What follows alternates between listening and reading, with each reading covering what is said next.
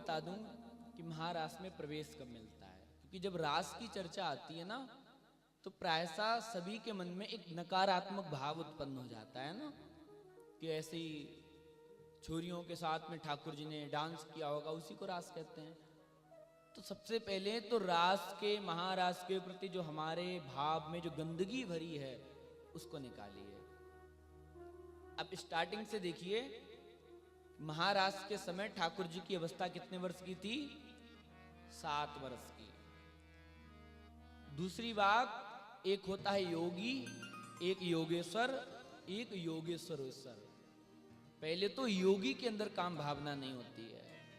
दूसरा, योगियों के जो ईश्वर हैं, योगेश्वर भगवान शंकर, कामदेव को जलाकर के भस्म कर दिया, उनसे भी जो ऊपर हैं, उनके भी जो ईश्वर हैं वो हैं योगेश्वरेश्वर भगवान कृष्ण। ये तो एक शास्त्र की दृष्टि से देख लो। अब अगर आप एक लौकिक दृष्टि से भी देखोगे, इतने कराल कलयुग में भी आज 7 वर्ष के बच्चे के अंदर काम भावना देखने में आती है? बताओ। 7 वर्ष के बच्चे ऐसे ही डोलते हैं, तो उस समय वो ये साक्षात योगेश्वरेश्वर भगवान, उनके अंदर काम भावना कहां से आई? एक काम लीला कैसे हो गई जिनके हृदय में रास को लेकर जो गंदगी भरी हुई है? तो पहले महारास को समझिए कि महारास करने वाला कौन है। इसीलिए सुखदेव जी ने कि लोग एक गंदगी ना अपने मन में उत्पन्न करें, इसलिए पहले ही क्लियर कर दिया कि भैया महारास करने वाला कोई साधारण नहीं है। कौन है? भगवान पिता रात्रि भगवान है। भगवान किसे कहते हैं? कि जो सारे संसार को गति प्रदान कर सके।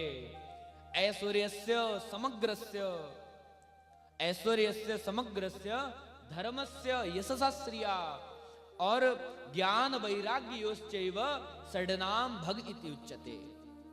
सारे संसार का ज्ञान एक तरफ, सारे संसार का वैराग्य योग एक तरफ, सारे संसार की अष्ट सिद्धियां एक तरफ, ज्ञान वैराग्य योश्चैव षड्नाम भग इति उच्यते, ये सब एक तरफ। इतना ज्ञान वैराग्य अष्ट सिद्धियां लक्ष्मी यश प्रतिष्ठा भगवान की अकेले है। तो ये 6 भग जिसमें दिखाई दें वो भगवान है। षड्नाम भग इति उच्यते। और महारास में प्रवेश किसे मिलता है? ये जो गंदगी भरी पड़ी है मन में, ऐसे नहीं। महारास में प्रवेश कितनी महाराज तपस्या करनी पड़ती है। प्रथम सुनई भागवत भक्त मुग भगवद वाणी,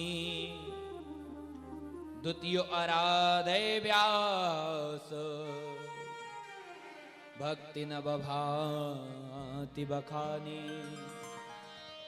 तृतीय करे गुरु संग, दक्ष सर्वज्ञ रसीलो, चौथे बने विरक्त, बने बनराज जसीलो,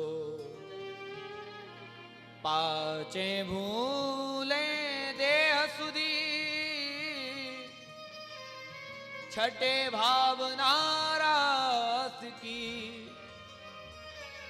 सातें पावे हरि मिले, श्री स्वामी हरिदास की। महारास में प्रवेश करने के लिए 7 सीढ़ी पार करनी पड़ती हैं। कौन कौन सी? पहले क्या करना पड़ता है? महारास में प्रवेश करना है। अच्छा, महारास में कौन कौन प्रवेश चाहता है बताओ?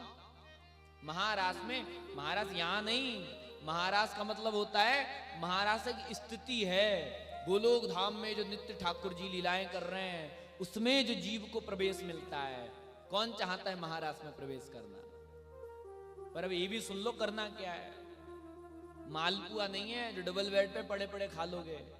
अब सुनो, पहले क्या करना है महारास में प्रवेश करने के लिए। पहली सीढ़ी क्या है? प्रथम सुनई भागवत।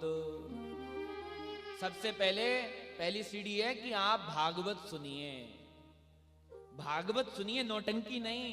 भागवत के नाम पे जो नौटंकी हो रही है, भागवत के नाम पे जो खिलवाड़ हो रहा है, वो नहीं, उससे कल्याण नहीं होगा। जो सच में भागवत है तो वो क्या करना पड़ेगा? प्रथम सुनई भागवत। दूसरा क्या है? किससे सुननी है? भक्त मुग भगवद वाणी। ऐसे भक्त के मुख से भागवत की कथा सुनो जो कथा कहते कहते भगवत स्वरूप हो गया हो। भक्त मुख भगवद वाणी। और इतना ही नहीं, द्वितीय आराध है व्यास भक्ति नव भांति बखानी। अब आप कथा सुन रहे हो तो भागवत जी में नवदा भक्ति की चर्चा आती है। कौन कौन सी नवदा भक्ति? श्रवणम कीर्तनम विष्णु, स्मरणम पाद सेवनम, अर्चनम वंदनम दास्यम, सख्यम आत्मनिवेदनम।